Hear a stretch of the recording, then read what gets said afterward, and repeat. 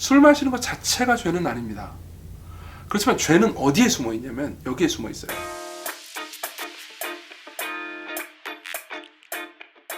저 고식 목사인데 이런 거 얘기해도 되나 모르겠네. 뭐 결론부터 말씀드리면은 술을 마시는 것은 죄가 아닙니다. 아니에요.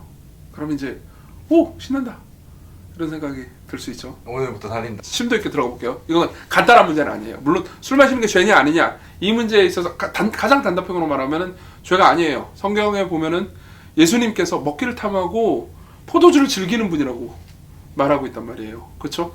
그러니까 예수님도 술을 드셨어요. 뭐 성경에 보면 사사기에 보면은 이 하나님과 사람에게 기쁨이 되는 포도주 이런 표현들도 있어요. 그러니까 술은 하나님의 선한 창조물이고 좋은 거죠. 물론 많이 마시면 중독되죠. 그래서 에베소서에서는 술 취하지 말라고 명령을 하고 있어요. 근데 이 술 취하지 말라는 것은 단순히 술을 마시지 말라, 술에만 국한되는 건 아니에요. 모든 종류의 중독을 이제 금지하는 거죠. 왜냐하면 중독은 일종의 우상숭배이기 때문에 술 마시는 것 자체가 죄는 아닙니다. 그렇지만 죄는 어디에 숨어 있냐면 여기에 숨어 있어요. 둘 중에 하나에 숨어 있습니다. 술 마시는 것 자체는 죄가 아닌데 예를 들면 이런 거예요. 누가 술을 마시고 있어요, 교회에서. 그러니까 교회에서 마시는 사람은 그렇게도 모르겠죠. 뭐 교인이 믿는 사람인데 뭐 술 마시는 걸 어떻게 알게 됐어요. 그러면은 죄가 어디 숨어 있냐? 여기에 숨어 있죠.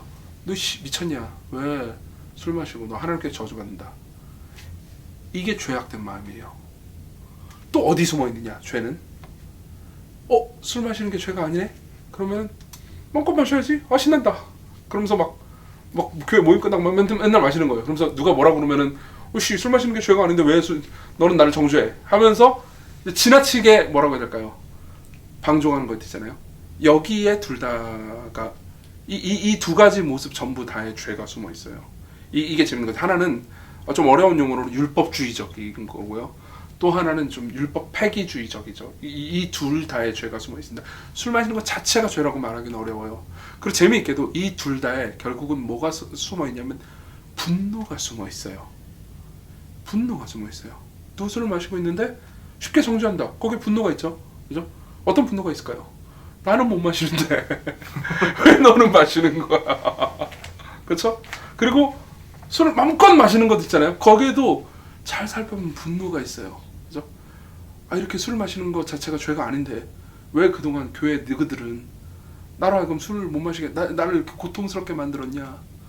둘 다가 잘못됐는데 저는 제3의 길이 있다고 봅니다. 술 문제를 대하는 데 있어서는 예를 들면 이런 거죠. 이 성경에 있는 말씀인데 고린도 전서에 보면 이런 말씀이 있어요.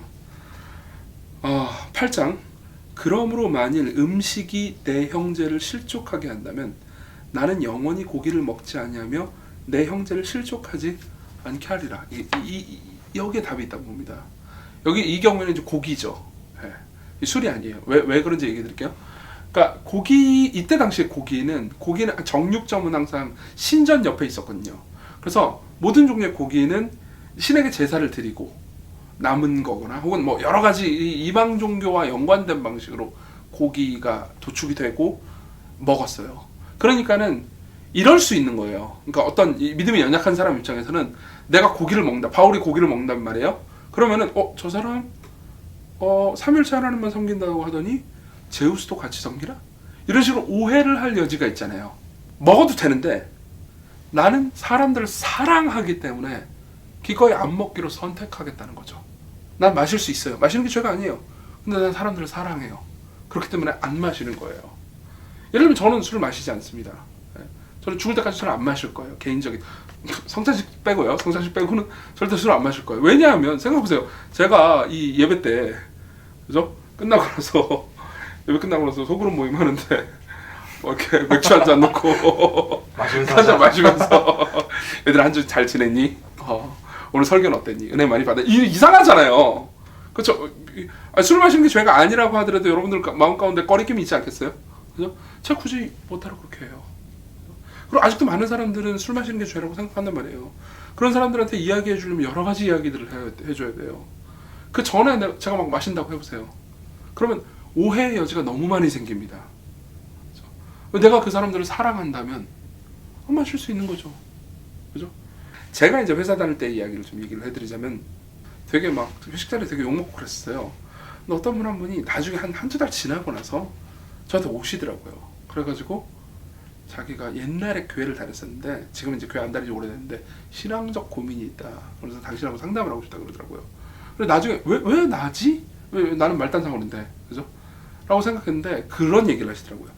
그 정규 씨가 술 안 마시는 걸 보고 나서 저 사람은 믿음이 진짜구나 라는 생각을 했다는 거죠. 그죠? 이렇게, 그러니까 예를 들면 내가 술 안 마시기로 선택함으로써 이런 좋은 기회를 얻을 수도 있는 거죠. 그죠?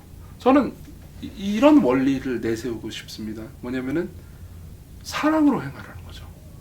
사랑으로. 이건 사람들의 눈치를 보는 게 아니에요. 그죠? 오히려 이건 너무 보수적이어서 술을 안 마시는 게 아니에요. 많은 사람들은 너무 보수적이어서 술을 안 마신다고 생각하거든요. 오히려 이건 급진적입니다. 그죠? 내가 할 수 있어요. 해도 죄가 아니에요. 그렇지만 난 너무 사랑하기 때문에, 그죠? 나는 희생적으로 다른 사람들을 배려하고 싶기 때문에 술을 안 마시는 급진적 선택을 할 수도 있다는 거죠.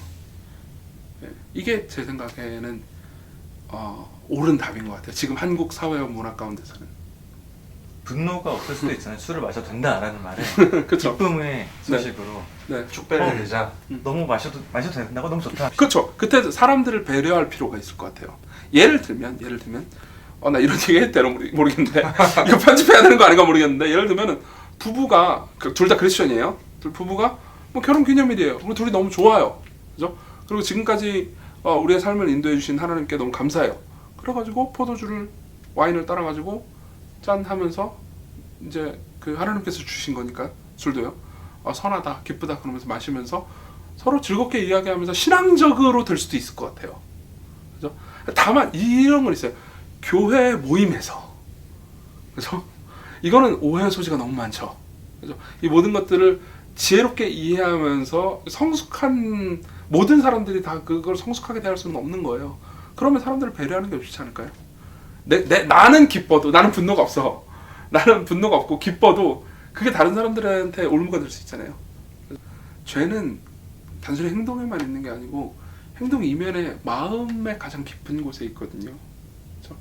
그러니까 오히려 질문이 술 마시는 게 죄냐가 질문이잖아요. 근데 오히려 우리는 이렇게 생각해야 될 것 같아요. 술을 마시기를 선택할 때 그때 내 마음이 어떤 상태인가.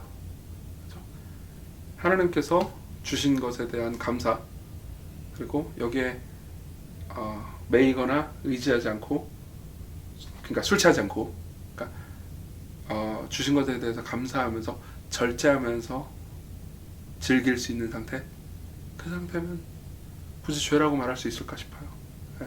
근데 저는 이런 얘기도 하고 싶어요. 그런 상태가 쉽지 않기 때문에 그냥 나는 절대 금주를 하겠다, 하나도 안 마시지 않겠다, 한 방울도 마시지 않겠다, 이게 율법이라서, 다시 말하면 그렇게 하면 그러니까 술을 마시면 죄니까 반드시 안 마셔야겠다, 이런 방식의 생각이 아니고 남을 내가 배려하고 섬겨야 되는데, 저 같은 경우는 그렇거든요.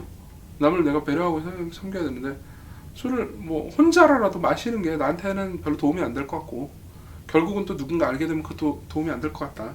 그렇기 때문에 나는 적극적으로, 오히려 급진적으로 사람들 섬기기 위해서 절대 금주를 선택할 수도 있다고 보고, 저는 그러한 삶의 방식을 권하고 싶습니다. 이렇게 정리할게요. 술을 마셔도 되느냐, 혹은 뭐 마시지 말아야 하느냐, 여기에 매이기보다는 술과 연관되어서 내가 과연 사람들을 사랑하느냐, 혹은 사람들을 배려하고 있느냐, 오히려 여기에 포커스를 맞추는 게 더 좋은 것 같아요.